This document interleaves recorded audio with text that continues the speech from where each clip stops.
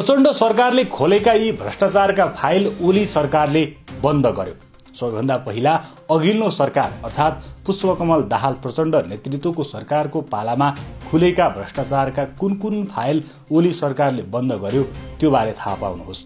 ओली सरकारले बन्द गरेका फाइलहरूमा ललिता निवास जग्गा घोटाला, नक्कली भुटानी शरणार्थी, गिरीबन्धु, सुन तस्करी, सहकारी, मिटर ब्याज, बाँसबारी प्रकरण, टिकापुर जग्गा प्रकरण पर्दछन्।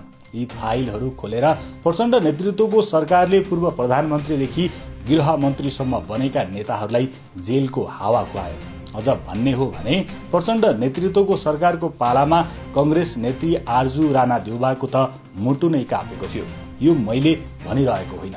नक्कली भुटानी शरणार्थी प्रकरणको अनुसन्धान आरजूसम्म पुगेपछि रातारात सरकार ढलेको आरोप माओवादी र रासोपाका नेताहरूले लगाएका हुन्।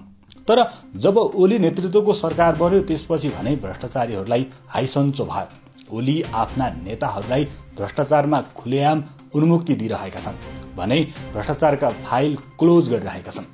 नेकपा एमालेका अध्यक्ष केपी शर्मा ओली प्रधानमन्त्रीमा नियुक्त भएको झण्डै 10 महिना भएको छ। गत असार 30 गते राष्ट्रपति रामचन्द्र पौडेलले संविधानको धारा 76 को 2 अनुसार ओलीलाई प्रधानमन्त्री नियुक्त गरेका थिए। एमाले कंग्रेसको अप्राकृतिक गठबन्धनको सहमतिबाट प्रधानमन्त्री बन्दा ओलीले जनतालाई सुशासन दिने आश्वासन दिए। प्रधानमन्त्री बनेको 10 महिनासम्म देखिने गरी ओली सरकारले एउटा राम्रो काम पनि गरेको छैन।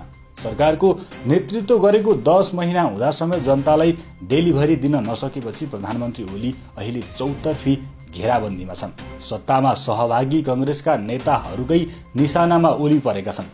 तर ओली भने आफूबाहेक अरूले काम गर्न नसक्ने भन्दै फुर्की लगाउँदै हिँडेका छन्।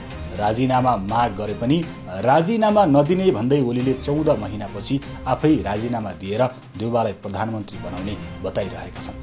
तर अब ओलीले नैतिकताको आधारमा राजीनामा दिनुपर्ने माग उठिरहेका छन्। यस विषयमा तपाईहरूको प्रतिक्रिया के छ?